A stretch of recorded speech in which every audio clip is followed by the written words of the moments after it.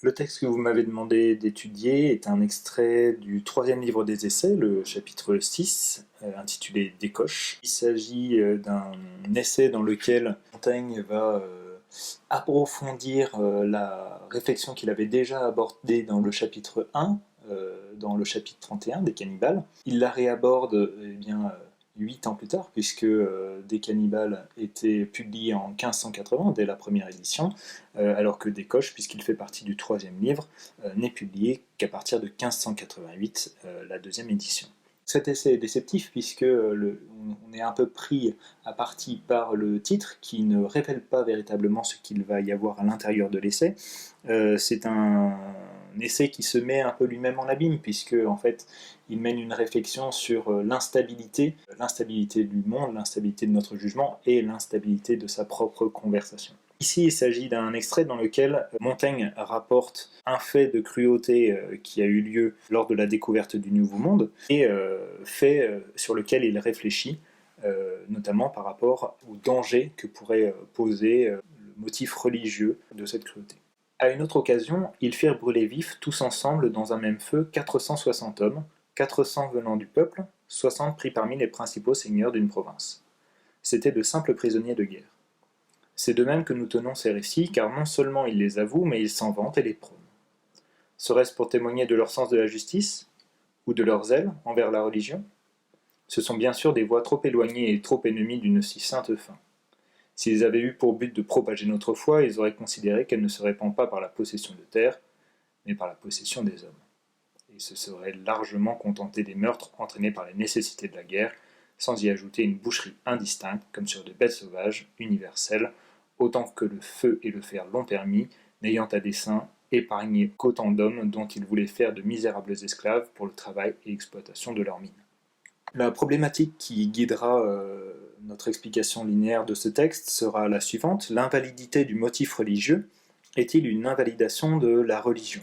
Puisque, évidemment, nous sommes au XVIe siècle, c'est donc que la religion tient encore une très grande place. Nous sommes dans l'humanisme étant défini comme la remise au centre de l'homme, mais évidemment, nous sommes toujours au XVIe siècle, et donc l'homme, s'il est remis au centre, ne chasse pas Dieu du centre, puisque Dieu s'est fait homme pour que l'homme se fasse Dieu, donc le fait de remettre l'homme au centre est aussi toujours une manière de conserver Dieu au centre. Nous sommes au XVIe siècle. Cette question, du coup, ce texte, du coup, s'il questionne la religion, ou en tout cas le motif religieux qui est évoqué, est ici un questionnement de la religion comme motif. Et c'est donc ce que je vais essayer de montrer en découpant ce texte en trois mouvements.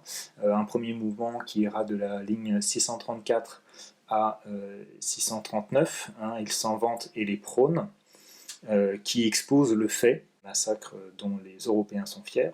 Ensuite, un deuxième mouvement, à partir de la ligne 639, serait-ce pour témoigner de leur sens de la justice, jusqu'à la ligne 650, le travail et l'exploitation de leurs mines, où Montaigne expose les causes de ce fait, ou les justifications de ce fait qui lui paraissent invalides.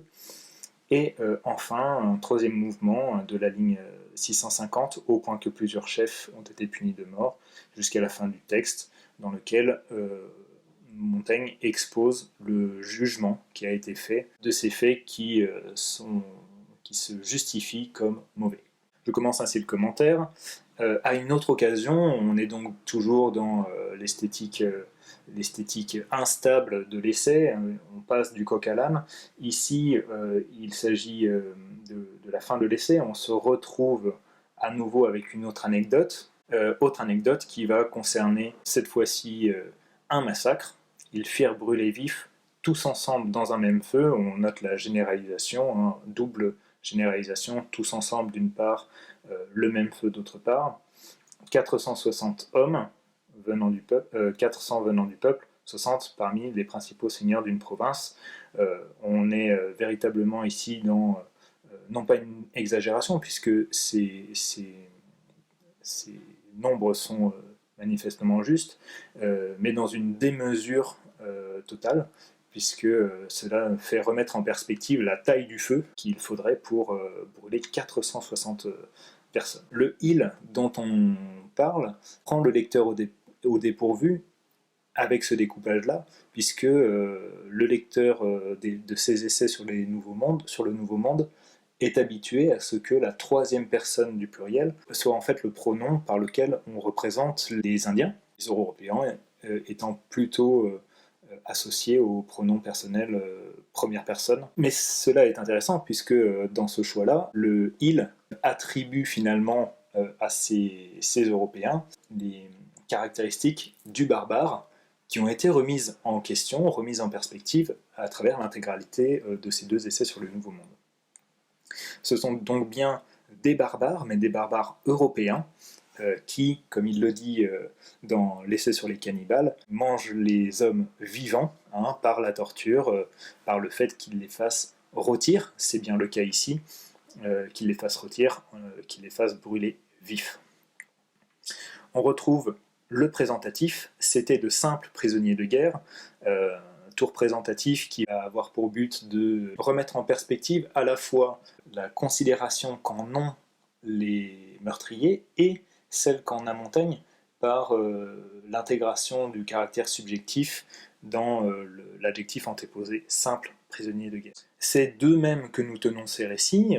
Ce eux-mêmes de troisième personne du pluriel ne peut évidemment pas concerner en termes de sens ceux qui sont morts, pour une raison évidente. La suite vient de toute façon expliquer qui ils sont grâce à la conjonction de coordination à valeur de cause, car non seulement ils avouent, mais ils s'en vantent. On retrouve encore le balancement propre au raisonnement de Montaigne et propre aussi du coup à montrer l'instabilité de sa matière et de sa réflexion. Ils les avouent, mais ils s'en vantent et les prônent avec, là encore, la répétition, s'en vanter et les prôner. On est donc dans un fait qui semble être un fait exceptionnel, un fait merveilleux au sens strict du terme, dont il faudrait s'émerveiller, mais en réalité, ce fait est absolument terrible, comme l'indiquent les traces de subjectivité dans l'exposition du fait. Montaigne, magistrat de justice, est ici partie prenante, comme il l'indique, dans la manière dont il expose le fait. Je passe ainsi à la deuxième partie, où on va évoquer les causes, et les causes sont religieuses, ou en tout cas le motif est religieux. Ces causes vont s'exposer par le biais d'interrogations rhétoriques, serait-ce pour témoigner de leur sens de la justice ou de leur zèle envers la religion. Ce qui est intéressant ici, du coup, ça va être l'opposition que l'on trouve entre leur et la, leur zèle, la religion, leur sens, la justice, qui montre bien que ce n'est qu'une interprétation d'un absolu. Absolu qui est montré par le déterminant défini, l'interprétation étant montrée par le déterminant possessif.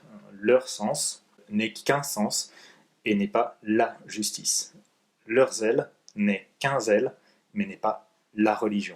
De là immédiatement, dans le choix des déterminants, on peut bien voir que ce n'est pas la religion en elle-même qui est mise en faute, même si elle l'est apparemment, mais ce n'est pas elle-même qui est mise en faute, mais c'est l'utilisation qui en est faite. Dans l'explicitation du motif religieux, Montaigne montre immédiatement, pour qui sait lire, qu'en réalité ce n'est pas une invalidation de la religion elle-même, mais de son interprétation.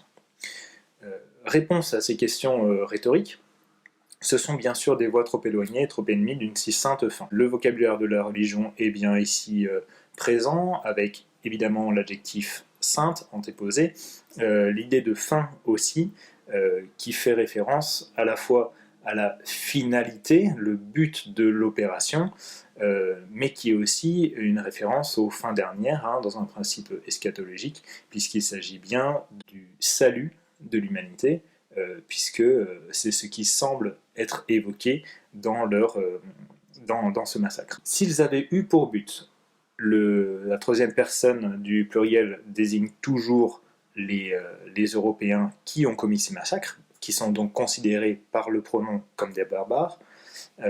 S'ils avaient eu pour but de propager notre foi, le système conditionnel ici va mettre en tension le motif pour montrer son invalidité. Ils auraient considéré qu'elle ne se répand pas par la possession des terres, mais par la possession des hommes. Le parallélisme, ici, va expliciter l'invalidité. Il ne s'agit pas d'utiliser la religion comme motif de conquête, mais il faudrait au contraire l'utiliser comme motif d'enseignement. On peut noter aussi donc toujours l'utilisation du vocabulaire de la religion avec le terme de foi, qui désigne la croyance religieuse, terme foi qui va être déterminé par un possessif première personne du pluriel, notre foi. Il s'agit donc bien pour Montaigne de s'inscrire à l'intérieur de ce cadre-là, la foi qu'il professe est la foi que lui-même partage, mais c'est peut-être aussi parce qu'il la partage qu'il condamne les faits qu'ils ont accomplis en son nom. Il est donc bien du côté de la religion, et c'est parce qu'il en est qu'il invalide cette mauvaise utilisation de la religion. Ce système conditionnel va être développé par la suite, leur mauvaise action va être développée, puisqu'il va se passer toute une énumération de meurtres, de boucheries et finalement d'esclavage. Donc l'énumération ici, qui va passer juste par une juxtaposition, va mettre en tension à la fois des nécessités, celles de la guerre, puisque la guerre fait des morts, avec une espèce de plaisir, une espèce de sadisme, autant que le feu et le fer l'ont permis. Donc grâce au fer et au feu, ils ont accompli cette boucherie. On retrouve du coup une espèce d'animalisation qui va être confirmée par l'usage de la comparaison, comme sur des bêtes sauvages. L'accord de l'adjectif universel montre que l'universel est un adjectif apposé à boucherie, donc une boucherie universelle, en plus d'être indistincte, donc tout le monde a été véritablement tué sans distinction, sauf les hommes, donc non pas au sens d'humain, mais au sens de force de travail, donc les hommes dont il voulait faire de misérables esclaves. On retrouve ici la prise de position de Montaigne avec l'antéposition de l'adjectif clairement pathétique. De misérables esclaves pour le travail de l'exploitation de leur mine. Là encore, troisième personne du pluriel. Montaigne s'exclut totalement de ce dessein, de cette fin. S'il est de la même religion, il s'exclut totalement de ce que la religion a servi à justifier.